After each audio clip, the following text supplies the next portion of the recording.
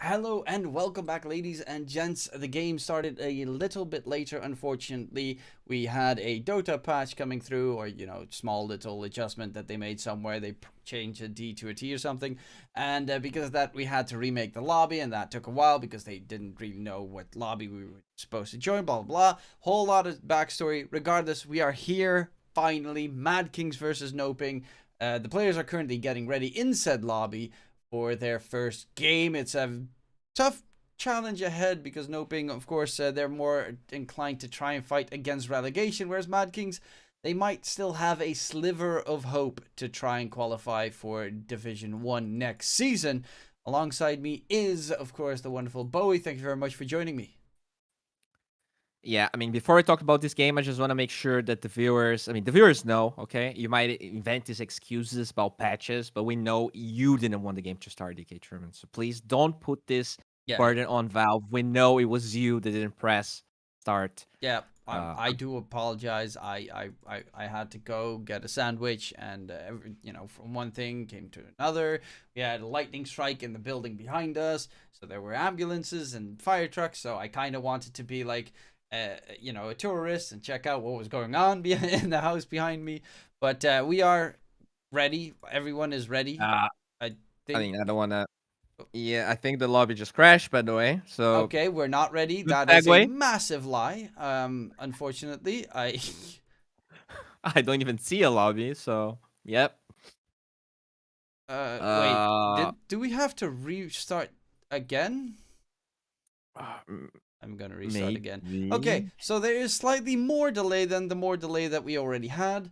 But now you at least get to see our faces, and you know that there is, well, more delay. Yeah, they said I mean, another you update. Please actually update again. mentioned a sandwich. What's your favorite type of sandwich, actually? I'm curious. Hmm. I always like the Subway steak and cheese. So Oh, good. okay. I mean, Subway's pretty good. I do love Subway bread. I love like crusty exterior, fluffy interior. I think that's probably the best thing about Subway for me. But I love I'm not sure if you guys have it. The Philly cheesesteaks. Yeah, yeah, yeah. Are those are the shit for me. Love those ones. Yeah, Uh, I same. It's just, those are one of those things that you rarely encounter here. I mean, I would probably have to go to like Amsterdam or Rotterdam for that one. mm. Maybe in one of the other Where in the cities. But Netherlands you live again? I live in a small town which is called Duiven. It's next to Arnhem.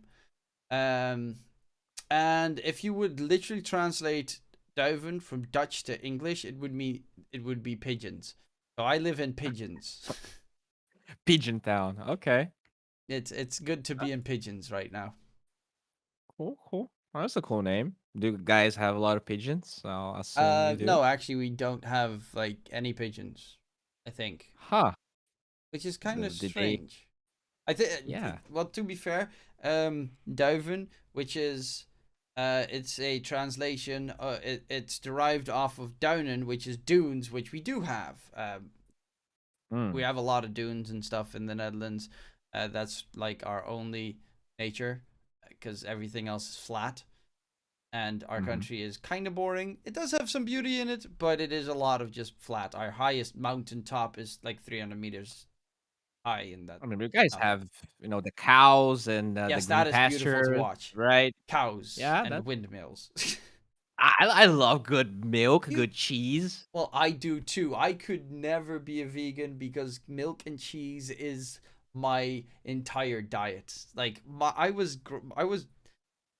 every dinner I need to have my glass of milk. It's literally the rule in our house. I love milk. It's so good. I really like milk. I'm not sure if I never really got the having milk with like an actual like lunch or dinner, but I love it in my breakfast. And cheese, dude, cheese is the best thing. Like I actually am lactose intolerant, but I don't care. It's A just too lot of good people to. are lactose, and especially like a friend of mine, my best friend is Vietnamese, and every person in the Netherlands that's pretty much Asian tends to be lactose intolerant because Yeah. it's not in their diet. It's and then they come to they just have to live with a completely different diet, which is pretty troubling for them. I feel very sorry for you, but of course they do have tablets for that, and that is also what he They always do. does. He just takes a tablet and then munches down on every piece of cheese or ice cream that he can find. Yeah, and cheese for me is not that much of a problem, but if I have ice cream, that's what it gets me Some good actually. old Ben and Ice Jerry's, and cream, then dude. And I love that. Actually clearly remember when I used to live in like a smaller city in Brazil when I came to São Paulo, and that's like the first time I lived by myself. And so many weekends I would like buy one huge Ben and Jerry's thingy, and I would have like one or two for the whole day. I wouldn't eat anything else but Ben and Jerry's. that's so And it bad. was terrible, but it was glorious at the same time. I know the feeling. It's like you Yeah, buy yep. one and I mean sometimes you're like I'm So, gonna put it away for later, but because the freezer's always like 17 times colder than the actual freezer yeah. in the store, you grab it and you're like sticking a spoon in it. It won't peel off. Very annoying. So most of the Mhm. time I just munch it down in one fell swoop, and then I feel nauseous for a very very long time. Yeah. I mean, very, very. It was probably like a week until I got tired of it and I wanted it again. It's just so good, dude. I don't know why they put it there, but it's really good. Either Haagen Dazs or Ben and Jerry's. It's always good for me. Although I think Ben and Jerry's is a little bit better. They also have vegan Ben and Jerry's. I've never had it, but I assume Oh, it's really? decent for you, considering there should not be any lactose in it. I know that they've got like 3 flavors in the store where I'm at, Okay. so I don't know what they use. They might use like one of those nut milks instead. Europe is much better for that sort of stuff than South America. Like every time I go, I mean, I guess I don't go that much to Europe, but when I went to Sweden for the major and when I was at Romania for TI, like Big everywhere flex. you go, there's always like lots of salads in the supermarkets and like lots of vegan alternatives. In Brazil, like it's starting to kind of be more popular, but I didn't see any vegan Ben and Jerry's that I'm sure of. Yeah, I mean, it's great all the alternatives, but it's just most of the alternatives are so expensive. If you actually buy Yeah. like alternative vegan cheese, it's 3 times the price of normal cheese. I know. I mean, Yeah. no, cheese is just And a lot of times I'm it's broke. not that good, right? It's not nearly Some as of good them as are. the I mean, I haven't had the vegan cheese. I have had mm, like some. There's this like place at the train station in the Netherlands called Smullers, and when you get they've got a vegan burger there, which is actually better than their normal hamburger, which is well surprising. But it is actually really good, and sometimes you encounter a hidden gem in that regard. But I've also had a ton of moments where I just ate something that the vegetarian boyfriend of my sister brought, and I tasted, and I'm like, no, this is disgusting. This is no, actually they're not. really Ugh. good with burgers. Like the technology is definitely there because I remember going to it was Denver, and I just had this like the Impossible Burger, I think, and it was like legit one of the best burgers I ever had, and I vividly remember like how impressed I was with it. So burgers, I would say the technology is like miles ahead than cheese. It's actually like pretty good if you get those good brands. Yeah, but I really haven't had that much vegan, mainly because I'm cheap and I eat cheap Yeah. as much as I possibly can. Well, then again, we eat Ben and Jerry's, which is definitely not cheap. Um, It's just a once in a while treat, right? Everyone deserves a little treat. Everyone deserves a little bit of love. We're still not started with the game, 22 minutes after the time. Of course, classic. Don't really know why or what's going on. I think the admin might be gone for now. Yeah, System XD's in the chat, so I think the players. Yeah, we might be starting. I think. Yeah, we're just Uh, waiting for the admin to respond or something, and then we might finally be on our way. Sorry that we are talking about cheese and milk and stuff, um, but there's not much. Oh, there are more tech issues. It seems coming up. well, if you want to talk about Dota, Ew, we could look at Dota heroes and predict which of these heroes would be vegan if you want to do it. Dota heroes that are vegan. Yeah, I think Enchantress would probably be No, no, vegan, right? no. Because She she's part says, animal. "I'm a predator."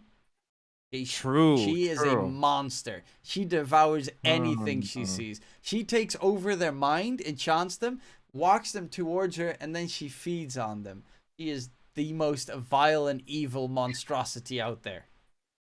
So like, what about heroes that don't even have mouths? So like, they technically vegan because they don't eat, or they like spiritual, or like Nah, I a would different like try and plane suck creatures. out their vitals. He tethered to the creeps and then just But he's suck them sucking out. the spirit, not really like the actual meat. You know what I mean? Yes, but I Like would still Enigma, count for instance. a spirit as, a part of I an guess, but entity. then like, don't plants have spirits and souls? Like, they have vital energy just like humans. Hmm. Now we're getting to a very philosophical point of view. True, true, true.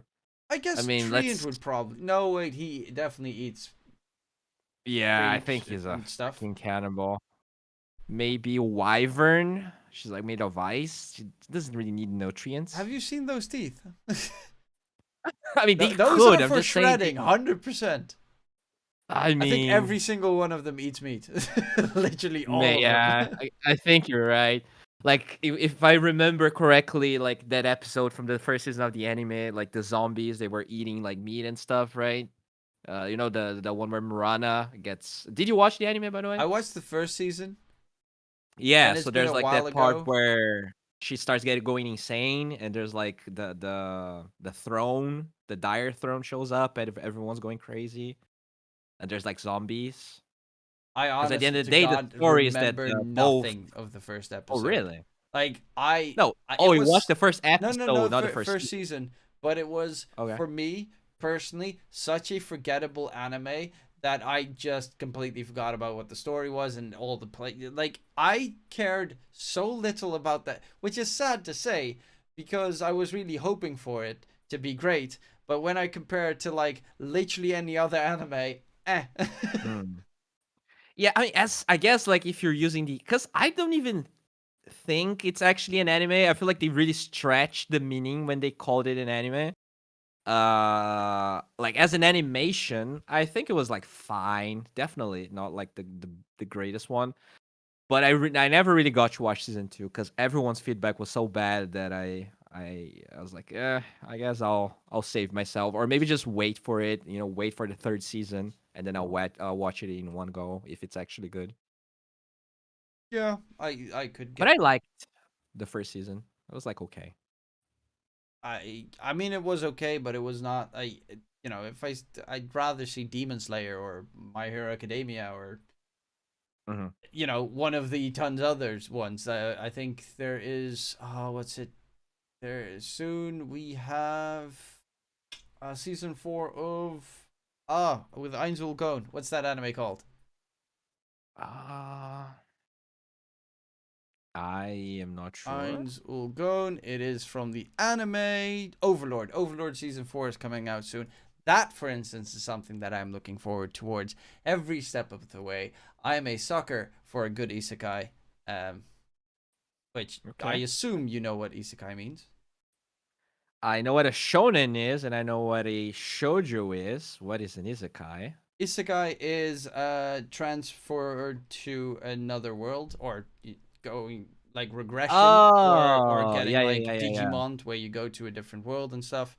And yeah, there's a lot of anime like that. The guy in the classroom, or most of the time they just get hit by a truck, also known as Truckun, and then they get transported to a magic fantasy world and stuff. And I'm a Are sucker for those, that. those like where someone's playing an MMO and suddenly they are in the Yeah, MMO yeah, yeah. universe? Is that considered an isekai? Yeah, that literally that happens in Overlord. The guy plays the game. Okay. The game ends, and then all of a sudden he wakes up and he's like his character from the game.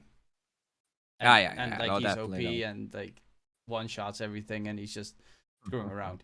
But yeah, that is what I really love. I mean, to be fair, the first season of what's it called?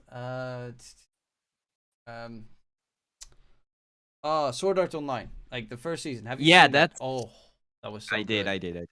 It's pretty good. Except for like the very, dark part in the ending, which they have in literally every season. I think they should have done without that. But like the entire going towards that world, I would have loved to see it just be a couple of seasons of that first season.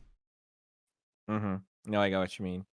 I think it's probably like I guess like I watched Digimon, so Digimon's probably the first isekai I ever watched. But when I actually was into anime, I think Sword Art Online was probably the first one that I really got into because it was pretty awesome. I love the concept.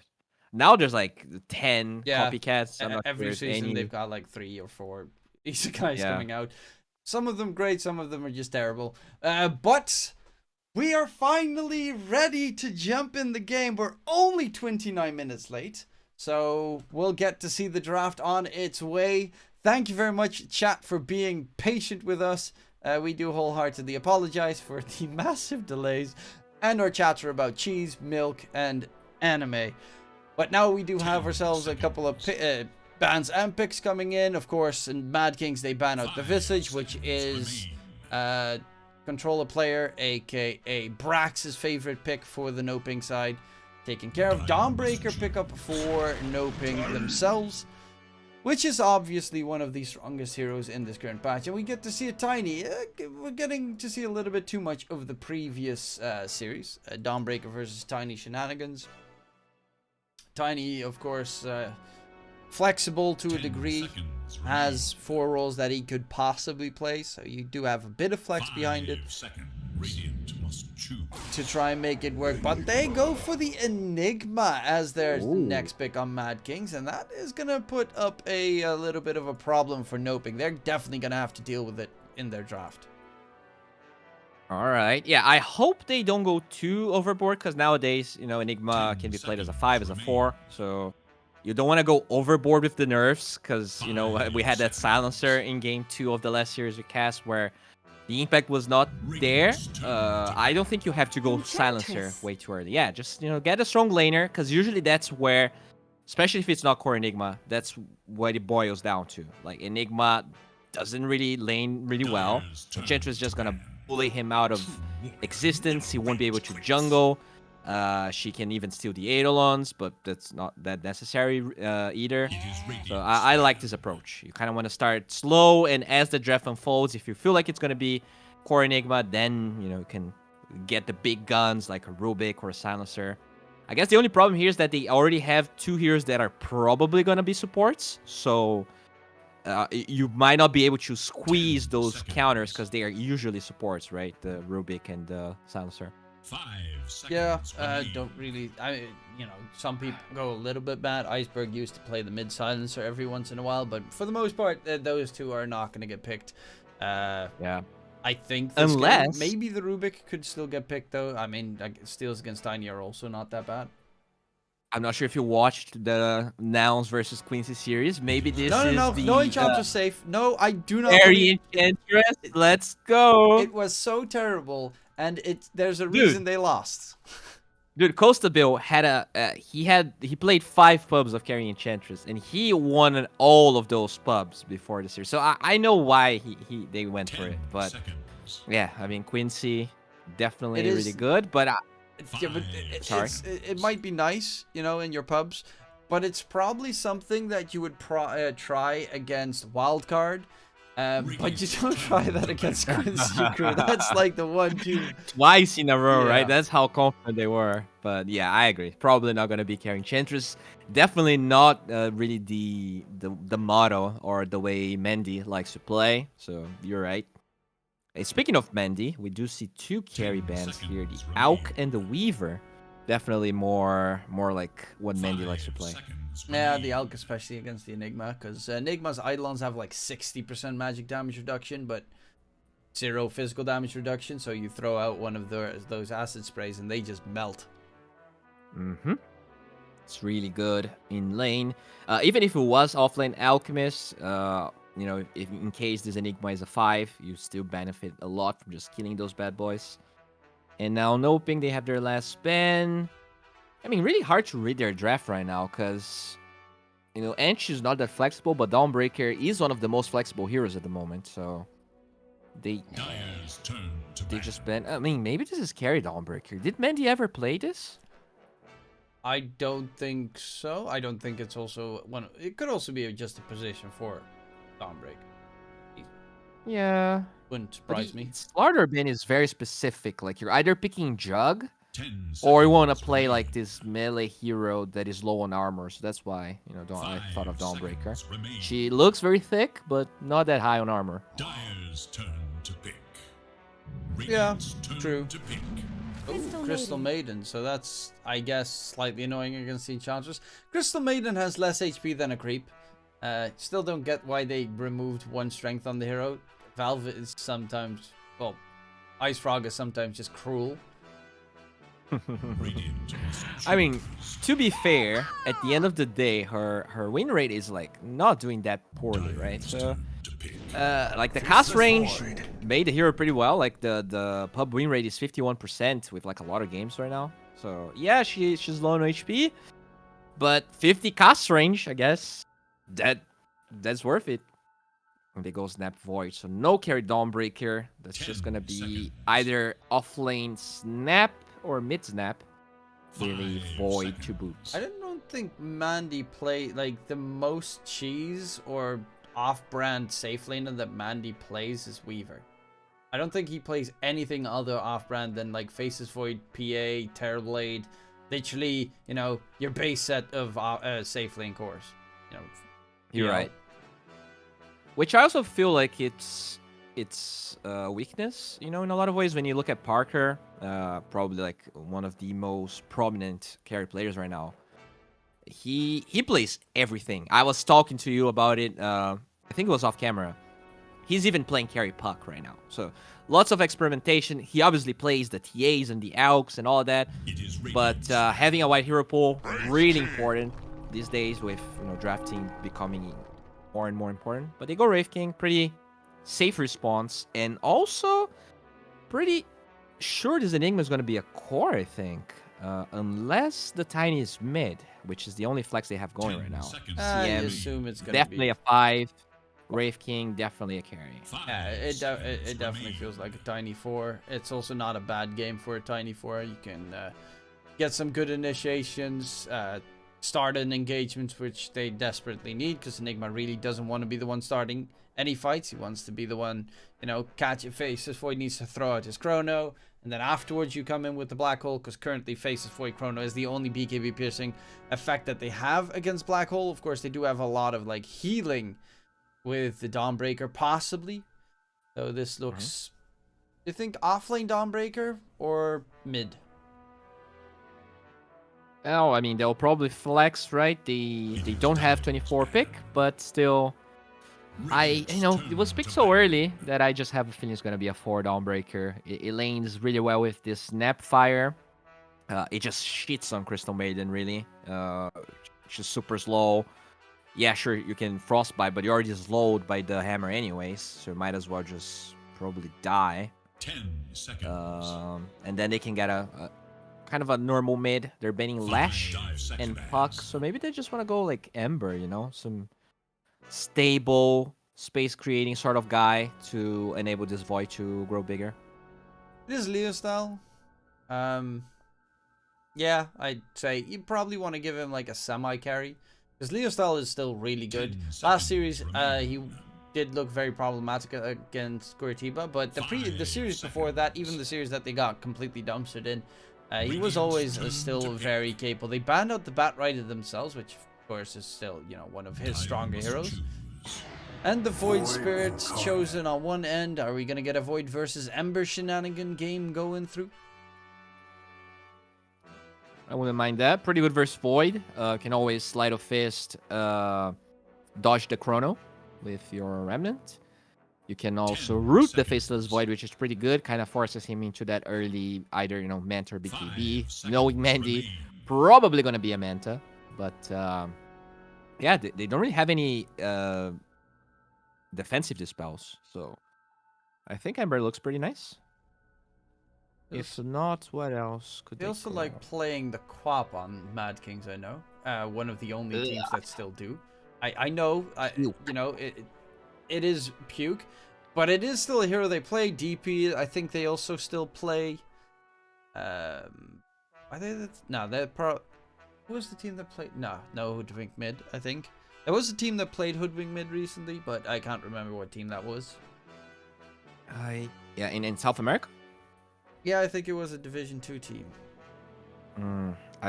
I don't remember that, but I don't like DP here just because they have too much control and burst damage with the Snappy. So you either want something similar to like a tanky boy. I guess I wouldn't even mind Pudge, if they want to go ham.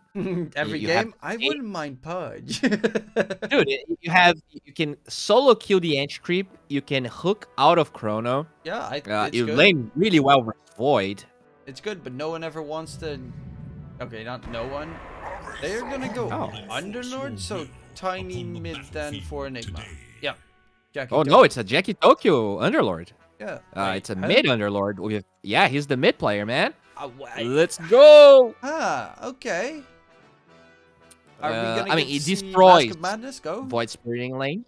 So that's really good. You just destroy the Void Spirit and you counter both Void and Void with your Atos and thing. And this also forces the Void into BKB because Manta is not gonna really help against the Atos plus. Jesus, what's the name of Underlord's W? I was Pit of Malice. I like it. I think they're very hard to burst, and they kind of lack damage. If this is at the end of the day, this is an Appfire 4, so Brack's gonna have to be doing a lot of damage here because when Chrono is on cooldown, I just don't see how MadKings dies. I'm going all the way with MadKings. I think their draft is better, although I do love NoPing. I'm gonna follow you this time around again. I know it's suicide. We were wrong in both games of the previous series. I so know. Don't follow our predictions on that one. But I also kind of really like the MadKings draft. I think NoPing are the better players, though. I don't necessarily know if they're the better team, because that's a whole different other section where team play comes in, and they kind of sometimes do look a little bit lost in terms of their macro gaming later down the line, where the laning stage is insanely good, and then afterwards they completely forget how to play the game. But since Brax joined or started playing with them, they've definitely been looking a lot better in that regard. I think he might be doing a decent amount of the shot calling to make sure they don't get super stressed and start raging at each other, which wouldn't surprise me that happens every once in a while on the NoPing side. But yeah, in mid Underlord, definitely an interesting choice. Looking forward to seeing what he can bring to the table. And with that Atrophy Aura, probably the Enigma, considering going for like the that item. Yeah, that item, the OP item. Damage is going to be a very big problem for NoPing. Also, just want to mention, RZT, he is level 30 Enigma, so it's pretty hard not to go with the highest Dota Plus level by a long shot here. Yes, because Dota Plus levels means exactly that they are better than anyone else in the game. I mean, Sab level 30 Wind Ranger, one major. I think RZT about to prove that it matters a lot. But yeah, I mean, jokes aside, I really feel like this is gonna be a hard match for NoPing. I agree with Brax. They are looking much better. Doing well though. Did I jinx NoPing? No. Yeah, of course they leveled the wisps, but not really that big of a problem considering most of the enchantresses go for max level enchant and wisps anyway. And considering the first minute you don't have any creeps to really take over, not really a big problem coming through. I'm impressed with the fact that they went for Downbreaker offlane instead of the Snapfire. I usually think that Snapfire is a really good offlaner. So I'm kind of interested to see, why they did that. I can't really pinpoint it now, but as the game unfolds, maybe we'll understand a bit more. Yeah, it's the CM Wraith King lane. Pretty solid. Most of the CMs go for probably 1 point in Arcane Aura, and the rest they just put into their other 2 spells these days instead of max leveling Arcane Aura. It does make the laning stage at least a lot more survivable for the MadKing side, if that would be the case. Or you just go like, I'm a full-on support and get Arcane Aura max level, but don't see that one happen too often anymore. No, don't do that. I think you probably he's probably gonna get Crystal Nova level 2, Aura level 3, and then I think the second point of Arcane Aura is a lot of value, right? To double the mana region. But after that, I think the scaling is not great, so it's probably gonna. There's a lot of value in maxing Frostbite this game just because of Void and Void Spirit. So I wouldn't be surprised if he goes something like 1-4-2 this game. Yeah, I think something along those lines would definitely be advantageous. Also, if, either of, as you mentioned, either of the Voids gets caught, very solid with a 3-second route. So that the Wraith King has some time to get their smashes in. I mean, Underlord is also going for a route, going for that Rod of Atos. I really hope to see one of these days an Underlord that goes for Gleipnir. I'm still hoping for that moment, because on paper it sounds like a really good item. I remember a long time ago when NoTail was still playing carry. He played a carry Underlord game. I think Gleipnir. Yeah, I mean, I'm sure Gleipnir was not an item at that time. Oh, top lane though. They find Adrian here, but not enough damage with the stick. He's got the healing salve as well, gifted to him by RM, so he'll be just fine. Plus, Vampiric Spirit, pretty nice. Doesn't have the Mortal Strike crit yet. Once he gets that, should be able to heal up fairly quickly and catch back up in terms of CS, because currently he is definitely having a bit more struggles in that top lane. Yeah, I'm impressed with his build. I guess he's just afraid of the combo here. That's why he got the stun. Lord. So he doesn't get the crit. He misses a lot of lasses because of it, and he still dies despite having Ray Fire Blast. That's not a great start. Yeah, that is a sad moment right there. Crystal Maiden was pulling the creep wave, so unfortunately was not able to help his teammate. And it's another double stun lane with some slows added on top. Not great for the Wraith King to try and disengage. And even if the CM is there, it can still hurt very heavily. Trying to harass Brax a little bit more in the process. But he should be just fine. Also has 8 magic wand charges.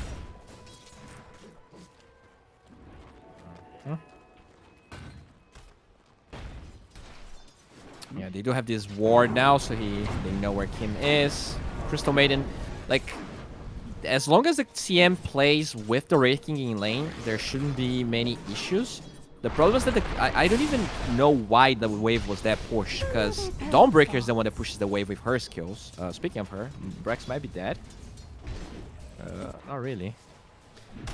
Bottom lane, there were a bunch of Eidolons and a toss back from Tiny, and that was an easy kill on the Enchantress. Top lane though, Adrian running in, Brax taking heavy damage, but that shotgun right there, Adrian just loses everything in a second. Does have a magic stick to use, and really hoping that he can get some healing going on to some creeps, but a lot of harass coming out in that top lane so far. Jackie Tokyo is almost level 6. If he gets good mana, Fiend's Gate rotations to the side are definitely going to be the case. This lane is almost impossible for the Void Spirit. Thunderlord just hits so hard. Your shield really doesn't even actually gets 3 points of Resident Pulse, which isn't super standard. To try and deal with that a little bit more, he still struggles. And I guess, yeah, another tossback it seems on to do now. Okay, bottom lane looking a little bit better. Void still gets a lot of free farm though. That's slightly problematic. Leostal is trying to harass Yaki Tokyo, but it does nothing. It just jumps on him with the Astral Step, and yeah, okay, I lost like 50 HP. Boo-hoo. Walks away with his 1k HP pool. Radiant have fortified their structures Ars against and T attack. doing really well in this lane. I guess the last hits on the Void are pretty high, so he killed some Eidolons despite all of the denies coming from Ars and T. That's why his CS is that high, but the net worth isn't necessarily like the highest, right? He's pretty much tied with the Enigma, even though he has way more CS. And Arzenti is going for a Spirit Vessel rush. He's already gotten himself 2 pieces, doesn't need the boots. He's actually chasing in the tree lines for Mandy, and he's going to get caught. The problem is they can't really reach Mandy there, who's still stuck for a very long time. Does have a Quelling Blade, and he's just going to try and cut his way through. But, yeah, that was a nice interrupt shenanigan coming out. They could scan it and know that he's still there, though. I think, yeah, they probably do know, but no Midnight Pulse on Ars and T, so unfortunate right there. But still very costly for Mandy. Loses a fair amount of creeps. Those denies keep on piling up. The net worth experience, the experience advantage definitely on the Enigma side, which also means that he kind of needs to leave this lane once Enigma gets 6. The NTP's bottom. They're gonna go in on Mandy. Toss back, he tries to leap away. The freeze is there. Mandy is dead. Arzenti needs to be careful. Is very close to his black hole, but will die to Leostal rotating just in time. Actually was ahead of the move coming in. They find a 1-for-1 trade, but again, Mandy did die. He doesn't have a TP for 6 seconds when he respawns, so slightly delayed. But nonetheless, they still managed to get a big kill onto Mandy there. Yeah, I think the problem there was that RM, his TP was under vision. The Enigma drew aggro, so that's why Leostal was able to kind of predict that movement. He got vision of the CMTP. I'm not sure Mandy needed to die, knowing that he had vision, but still, pretty big that Leostal gets a kill. And at least they do kill the Enigma. And Brax also has the Solar Guardian available now, so you got the big fat juicy healing coming in. I don't know if he had it available for that fight, so might have been able to save his face for top lane. No mana. Wraith King does have reincarnation available. First life is gone. There's Pablo TPing through. And will they get the catches going in? Control onto the Snapfire. There's going to be the heal bomb. Adrian needs to be a little bit careful because he takes a lot of damage, but everyone's rotating through. Underlord Jackie Tokyo. Firestorm up on top with the Pet of Malice. Gets himself a kill onto Kim. Duna is just trying to disengage. Has no healing left. And in the trees, can he get the TPs? The toss forward. The freeze. And no way to get out. Jackie Tokyo didn't actually get a point in Phoenix Gate, by the way. Interesting. Yes, he actually TP'd, huh? I guess. Yeah, I'm not really sure what happened there. I guess he felt like the Pit of Malice point was going to be impactful in those fights. Really good double stacking here coming from MadKings, so that's going to be a lot of gold going towards this Atos that Jackie Tokyo is going to buy. And yeah, now with no Dawnbreaker OT, I could see this black hole being a problem, so that's why Mandy kind of left the lane. He understands there's no save potential coming from This style getting stunned, takes a lot of damage. And needs to be careful. Gonna get away. TP attempt. There's no route. RM is too far away. Oh. Yeah. I don't really get why Leostal keeps Astral stepping on top of Jackie Tokyo. Like, it's not gonna do anything against the Underlord. He might have tried to steal some creeps, but yeah, I think he was even too late. They do have this ward, right? So I guess they saw the stacks and he wanted to fight there. And should be dead. Look at that right click damage. An extra 112 casually on the Underlord. Yeah, sure. Why not? Pretty balanced. Ars and T already has the Vassal, by the way. So, you know, we were talking about the save potential of the Dawnbreaker, of the Ench. I think that's going to be a non-factor as long as he has the charges. So that's definitely... Enigma is not a hero that's super mobile, so you have to be very wise with how you use your charges so you don't waste them. But he has 2 right now. Looking very good for this Enigma. It's one of my favorite heroes, so be prepared for me to talk a lot about that bad. Dire should look to their top tower. Yeah, it's Argentine is doing a very good job trying to take down the tier 1 tower towards bottom as well with the Eidolons. Catapult wave has arrived. They do TP in Kim. I don't really necessarily know what for. They do have kisses plus chrono. But you walk out of position. Enigma is so tanky. I don't think they have the damage when he has like 1300 HP. And the Menti is like level 6, right? He has no madness, no attack speed. And now the tower is just gone. Will be denied at least by Mandy. And immediately Pablo running in towards the trees. Jump forward, Mandy. Oh, the kisses do not get interrupted. Pablo missed the avalanche. That is huge. RM pops his ulti, but will get stunned up in the process. Will die as well. Mandy actually wants to Uber back. But yeah, Pablo missing the avalanche there. If he did not miss the avalanche, that could have been completely disastrous for the side of NoPing. For sure, definitely. I mean, a mistake. I think the Enigma with his positioning trusted the Tiny to get the avalanche there. Sometimes it doesn't connect, so that's huge. There's gonna be a lot of extra network for Mendy. He now surpasses Argentine. Although in terms of towers, it's actually even good for NoPing. I guess the Ansh has been sending a lot of those creeps in the mid lane. Look at how much damage. RM dies now. Yep. Jackie Tokyo, he made sure that he grabbed the illusion rune. That was literally his goal. He walked past everything there, did not care at all. Did manage to secure it. Stun comes out onto Duna, but he won't falter yet either. Jackie Tokyo is just a tanky piece at this stage, and they're going to look to take the tier 1 tower towards mid, summon all of the skeletons, and it should drop pretty quickly with Eidolons plus skellies.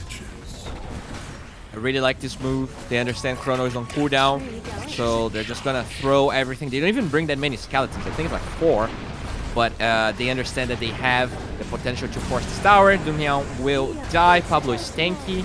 Really good move by MadKings. You know, despite that poor, unlucky movement in the bottom side of the map, they still pressure this mid tower. I think this is big. Is this Argentina's blink, or is he just smoking? I guess. Yeah, that's just a smoke. Argentina has the mana boots that he wants to get delivered soon. They're looking for Mandy top side. Is dead. 100%. Avalanche, unless he throws... Oh, he doesn't have the chrono available. Yeah, Black Hole immediately. The heal is going to get thrown out on top. RM pops his ulti. It's out of range, but will get mini stunned in the process. RZT will die, but there's Jackie Tokyo to try and get the counter kill onto Brax, who does not have any spells left. The kisses get thrown in, but they get tossed up right in front of Jackie Tokyo, and he's coming in with that right-click damage. RM stays alive. They find Argentine, but they do lose 3 on the side of NoPing. Ooh, I mean, I really feel that if the Enigma is using the Black Hole there, it was probably a better, like, I know you want to save your carry. Mendy is also the centerpiece of a lot of these drafts from NoPing, but the fact that Dawnbreaker is forced to go there just kind of kills everyone. They still had toss, so it was very easy to cancel the Snapfire kisses. I think if you just let the Void die there with... You're just fine. You can smoke right after that with Chrono available, all your spells available. Instead, he's just gonna keep on farming, I think. So, not the greatest move, and will probably die. Yep. Very dead. Wondering if they were gonna see an early shard on the Unlord. I really don't know what a mid Unlord builds. I think you just go Atos BKB, really. Usually, the game's either over for the Underlord, or you lose.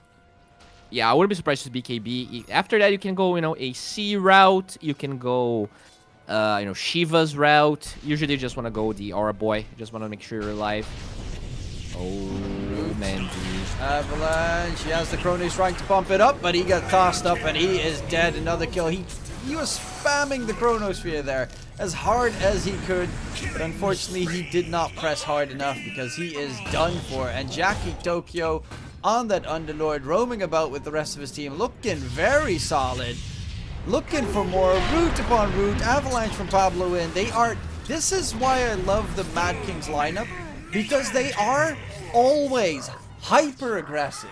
There are very little teams in SA Division 2 that are this aggressive in nearly every game they play. Yeah, and you know, that's one thing that I feel a lot of players, even like Highmark players, still don't get about Enigma.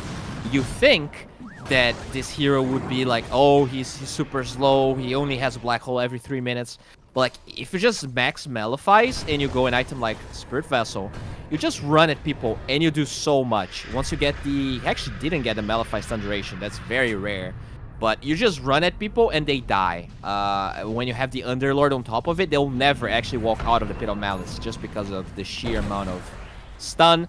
There's no BKB on site here. This Void, like, it's a dream of his to get this BKB, but he doesn't even have his Maelstrom ready. I wonder if you even, like, lock your Javelin and you just go BKB without the Maelstrom, because he's just dead every time. I don't think the Dawnbreaker OT is enough to save him anymore. Yeah, I mean, against Black Hole, no. But I think with the rest, it would be enough time, I guess, to get the Chrono off if he comes in with the heal bomb. But yeah, he also needs. But then to you're just... using Chrono to survive, right? Yeah, no, but I think that you're at that stage of the game right now where it's just about surviving. You want to take this game to a position where Mandy can carry. However, as you can see, bottom lane, MadKings are going to try and deny that with the Eidolons, with the Wraith King, Skellies. They're pushing out the tier 2 tower, which should drop momentarily. They do have a smoke coming out. Their style still very farmed. Full Kaya Sanchez done, gets to jump in, arm to RZT. Enigma gets blown up immediately. And now they need to be careful. Pablo, though, with the Avalanche Blast. Who comes out? Chrono onto 3. Do they have the damage? Crystal Maiden is dead. Adrian still has a second life. But the Underlord will, unfortunately, be another one to fall, and a big fight coming in for NoPing. Adrian looking for the chase. Nice Avalanche start for Pablo, but Adrian is just dying. Doesn't have the damage to sustain. Armlet toggle his way through. Jackie with the root coming in. He's still running about. Does not have his Fiend's Gate just yet. Pablo with another Blink Avalanche toss if need be. No, he's just going to toss in Blink out himself, and a big team fight win for NoPing with a superb Chronosphere from Mandy. Yeah, they actually had that ward close to the outpost. That's why they were able to set up with the Snapfire before. So really good ward, actually kind of predicting this movement from NoPing. Well, they do get Menti at the end, but still, it's definitely worth it for NoPing. RZT popping the black hole, wanting to kill Brax before his team comes in. Toss up is there, and yeah, they do manage to get another kill. And right now, Tiny has his Blink available in a second. Looking for a catch. Kim would be the better one, but okay, we'll have to do with the Enchantress instead. And the Enchantress, of course, with Spirit Vessel charges on top of him. Should die. Pablo even tossing a tree in to get the extra slow going. He doesn't actually have the mana on the Tiny. But in comes Jackie Tokyo. Used his nice little Uber gateway to join in the fun. So it looks superb for the side of NoPing. And then somehow Mandy dies and they get crushed. Yeah, a little bit unfortunate for sure. But I mean, just the fact that they get those kills actually got Mandy a lot of levels there. He was able to finish his Maelstrom, already has the Ogre Axe towards the BKB. So that's some breathing room for sure. They also use the Black Hole for a Brax kill, which means that Mandy probably not gonna be scared too much. But man, back? Pablo. Oh no, he didn't toss him on top of the Jackie Tokyo. They do manage to get Kim at least. But Leostyle right now, he is the big problem. Leostyle is the one that's making all these plays. Without Leo, they can't really fight on the side of NoPing. Yeah, but no Chrono means no Roche. So this is really good by MadKings. Every time Chrono was used, they took something out from NoPing. First time was the Mid-Tier 1 tower. Now it's the Roche. They even ult with the CM to make sure they get it. I just love MadKings, dude. I think their understanding of how this game's supposed to be played out is on point. I think NoPing is surviving nicely considering their lanes, but I'm scared for NoPing. Because like once they have Blink BKB on this Enigma, as long as they Chrono Mandy, there's literally no response until there's like Basher on the Void Spirit and he somehow bashes through Astral Step. Like, there's no real response for the Blink Black Hole, although he did go flat, so apparently It's not really his goal right now. He's just gonna be this. Yeah. They're just gonna group up and be very He's tanky just together. gonna get the Wraith back so his own team can't die against Chrono. I think that's also a very viable way of handling it. Jackie Tokyo's getting jumped bottom lane, has the Aegis, so even if he dies, he doesn't care. BKB used by Brax, first life is gone. Mandy is actually walking away from the fight. Tower is under attack. So, yeah, they That's get a free Aegis. terrible. Yeah, that's not what you want. I actually didn't click on Jackie Tokyo before they went on him to know how full HP he was, but if he was low HP, that was definitely oversight. Dire's Mandy is still like pretty solidly farmed, even though he did die 4 times. He's been just AFK farming the entire time, and right now the heavy fighting lineup is very great, but you also need to make sure that the enemy doesn't farm, and it's starting to get a bit more on the rougher side for MadKings so long as this game goes. Yeah, for sure. They're definitely hunting Mandy right now. They go for the triangle, but usually if you're gonna smoke for the triangle, you want to make sure you get there at minute 0, because usually that's when the carry is gonna be there to farm it. And 30 seconds, it's much harder to predict where he's going to be. And he was in the top area of the map, reads the scan, reads the gank very well. And, fine. Really good map reads by Mandy as the Ench from doing Young Guys again. Yeah, they're just doing a really good job. Mandy hides in the trees, gets himself away, continues the farming frenzy, as you said. Beginning of the minute. You do have Adrian on the other side, who's getting close as Blink. He is a hero that can like one-shot a lot on the enemy team. Not necessarily. Actually, most of them. They do die in a couple of hits. Even the Faceless Void is a very easy target if you stun him up for a second. Yeah, like in terms of agility gain, he's definitely on the lower side. And, Dire's bottom they find him. Spotted. Radiant's top tower has fallen. There you go. Rod. And Kim should die. At least Mandy doesn't get spotted. Yet. But he is hiding very scaredly in the trees right now. Dire's Wow. structures Okay, so fortified. he wants to hold position, maybe cut a wave or two. They do have that lane ward a little bit up to the front, so that allows him Pablo to... trying to get a catch onto the Void Spirit, but Brax just pops the BKB and is gonna go not for the TP? Okay, he is. He's actually gonna ult to the side and join Matt. Why not just TP? Dire's middle I guess the... tower is under Yeah, attack. it's true, I guess he actually. was afraid for Black Hole, maybe? Or? Huh. Well, he lives nonetheless. Mandy does finish his BKB in about 400 gold. I mean, the fact that they lost that Aegis so quickly is gonna bite MadKings in the behind for a bit, I think, because they're doing really well up to that Roche. Now this is just gonna allow this Mandy Void to get to his timings. This BKB, I'm sure they're gonna smoke with it. They have the kisses. It's level 2 already on Kim, so he's doing really well in levels, all things considered. Tower is And under attack. the game definitely becomes hard, because if this Enigma gets jumped, that's why I really thought he was gonna go Blink, because it's all about who gets the jump. If you jump the Void, there's no chrono, his black hole always lands, and it's a clean game for them. If they get jumped, this Enigma is nothing. There's no saves on MadKings. Yeah, I definitely do agree. If you get a Blink BKB on Enigma, every single time you see the Void, you just blink Black Hole him. It's as simple as that. He's the only one that can interrupt you, so he's the easiest target. This style does get himself away, but yeah, you can definitely see the threat of a Wraith King with the Blink Dagger right now. He's going Silver Edge as well. The break against Void is amazing. The break against the Tower is under attack. Enchantress is also very solid, because it's pretty annoying to have that untouchable slow the entire time. Radiant structures are Yeah, and I mean, we were talking about this, right? He actually now cues the Blink BKB, so I actually super against this Vlad's purchase. Like, you already have lifesteal on your Wraith King. Like, you don't really need lifesteal on your Underlord. I think this is... If they ever lose this game, I think not really reaching that Blink BKB timing fast enough on the Enigma is going to become a huge problem. But they do find Void that has BKB. Okay, and Mandy going to the side. RZT. A bit too far away. Also just had the money for his Blink Dagger available to be delivered to Adrian in mid though. Losing his first life. Or not. Armlet toggle. Uh-oh. Good RM walking up the high ground. Control onto the Enchantress. Have a toss.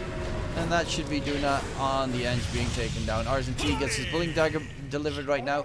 And now it gets a lot scary to go for those TP attempts. Also, Underlord is going for the Basher, which we still see a lot of Underlords build, even though they don't have like that 200 or how much attack speed that was, talent that they used to have. So it is a very 150, slow. I think. Yeah, it was crazy good. It is now a very slow attacking hero, but you know, he can realistically build the Abyssal Blade in this game to make sure that he at least interrupts TPs. Radiant's middle tower is I mean, when you look at the items, he's the one actually carrying the Brigand's Blade. So you know who the real carry is here. Dktruman is like, alright, I'll just carry your asses towards Division 1 as they find Unyan again. Not sure about this TP. 12 deaths. 0, 12, 2. Yeah. Not doing much on the ends this game. Yeah, you know, some devs are fine as support 5. That one, he's just TP to die, so. Yeah, they're pushing the high ground. Eidolon, Skeletons, Wraith King, Underlord.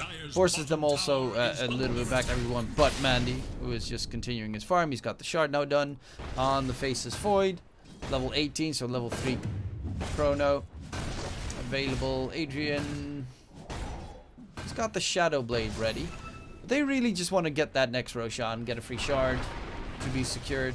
And the Aegis, obviously, is always a nice plus against the specific Chrono. Alright, who gets the shard in your opinion this game? I would say Underlord. Yeah, I think I agree. Okay, Smoke Yank. Finally, they're gonna use that BKB aggressively on the Void. Oh, I don't think you have the right read, Mr. Pablo. He thought he could do everything. However, there's the Dktruman coming in with the TP. Pablo on the side. Mandy is here, has his Chrono at the ready. They need to stay spread, and that's exactly what they're trying to do. Buyback comes out from Kim, though.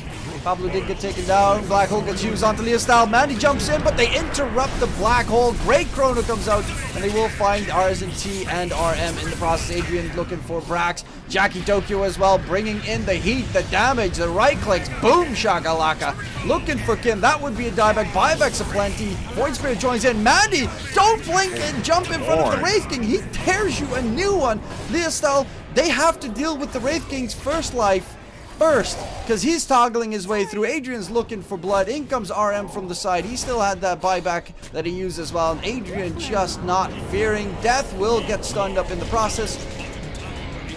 And Adrian, can he turn it onto Leostyle? Silence comes out. Leostyle kind of needs to disengage because Adrian is charging forward. Leostyle gets frozen. Adrian, Blink Dagger in a couple of seconds. Duna is at least making sure he cannot blink to the side.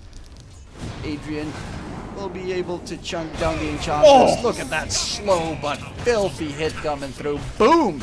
Out of the picture. Only one left alive is the Void Spirit. That fight looked really good for NoPing for a bit, and then it just turned horrid when Mandy jumped in front. Yeah, that was crazy because even though they canceled the Black Hole, because the Black Hole was not on like the main targets, at the end of the day they used the Chrono to kill like a CM and an Enigma, which had already used their spells. So at the end of the day, yeah, it was not that worth it to cancel the Black Hole in a way, because Adrian, he only consumed his first life way after everything unfolded. And I think the biggest problem of it all is that Roche spawns in 15 seconds. So we're going to have like a 40-second cooldown for the next Chrono. This could be a huge window for MadKings, but they want blood. They don't want Aegis. No, that would be a nasty dieback, and indeed that is the case. 90 seconds, jumping further forward, going for Brax.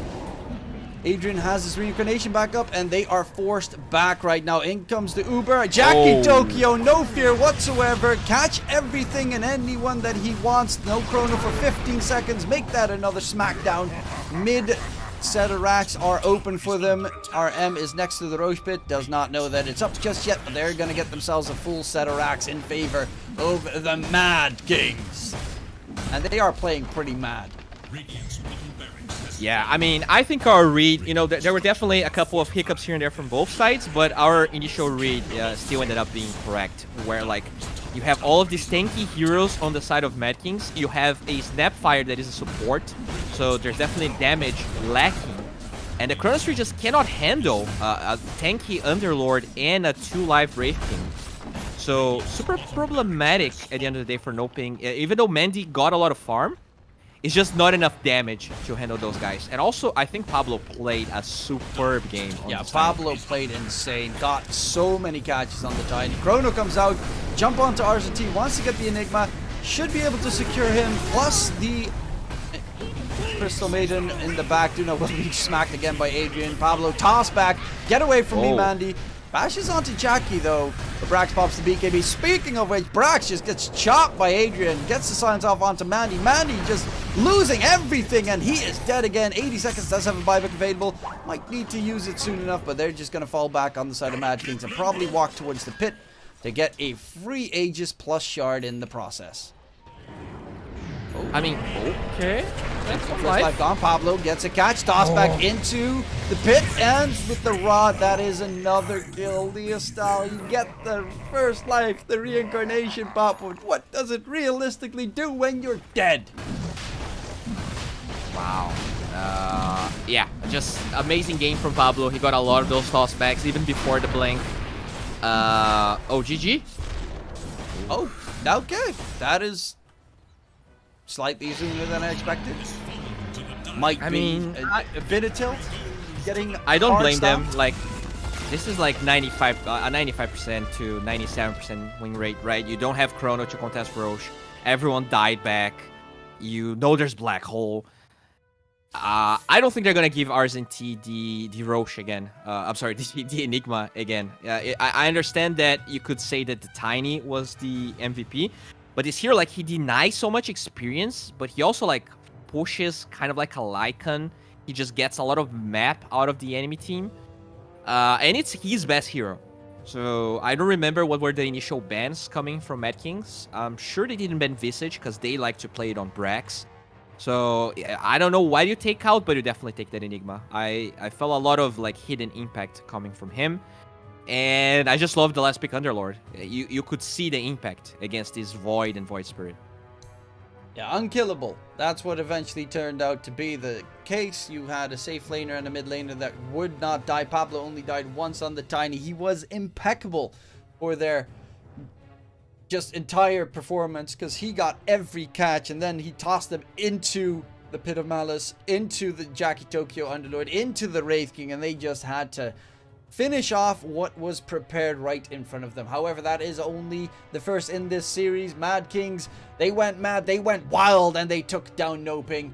But Game 2 could be a completely different story. To witness that story, stay tuned. We'll be right back after the break.